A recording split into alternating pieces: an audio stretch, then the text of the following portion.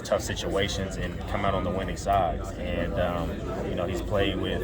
He's helped coach Patrick Mahomes, one of the best players in the NFL. Tyreek Hill, Travis Kelce. You name him. He's named some all-time great players, and to be able to coach under Coach Reed, who's one of the best minds in football, I think that brings his experience. But I just think the number one thing I'm impressed about him is his demeanor, the seriousness about his job that I got just from his press conference and talking to him, and just how genuine he seems already. I think that's going to be easy for him because he knows what it's like to be in our shoes, being a former player, and he knows all we want is to win the championship, and he's been there. And I'm just looking forward to the challenge.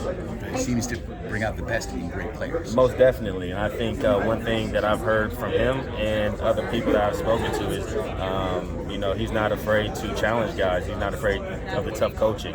I think sometimes it gets lost in our game, at times, but I think sometimes it's necessary as well to have those honest conversations. Because it relieves any confusion or doubt of what the expectations are. And I think Coach Rivera leads in that way, and seeing that our offensive coordinator is going to lead in that way too is really exciting. Terry, No problem. Terry, sometimes when you see coordinators or people come in and you haven't seen much of what they did, it's one thing.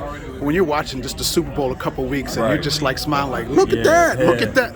Whoa, and then he's here. What does that make you? I think the number one thing that you see when you notice Kansas City offense is their aggressiveness and also their creativity. I think they did a great job of keeping teams on their toes, using multiple different formations, motions, personnel packages. The way they featured Travis Kelce, one of their best weapons, when Tyreek Hill was there, and even they have a solid run game and how they've improved on that over the years. So, I think that's them. You know what I mean? And I think that's, as a football fan, and noticing that was the number one thing watching their offense that I noticed. And just meeting Coach EB, he's a guy who's really serious about his business, and his expectations are extremely clear, which I think is important for us.